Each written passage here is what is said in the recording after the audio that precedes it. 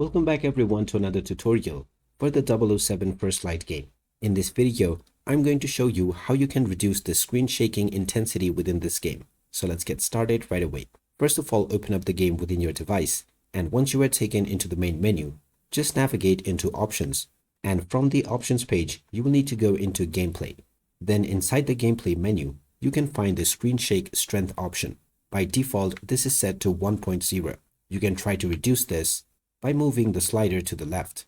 And if you set this to 0, then there will be no screen shaking at all. So if you simply want a medium value, you can set this to about 0.5. Or if you want to go even less, then a value of 0.25 or 0.3 should be okay. Once you have set your desired screen shaking strength, you can simply go back and your changes will be saved. You can now continue to play your game with your chosen screen shaking intensity. And you may change this at any point of time by going back into Options, Gameplay, and using the slider once again. So there you have it. That is how easy it is to reduce the screen shaking intensity on the 007 First Light game.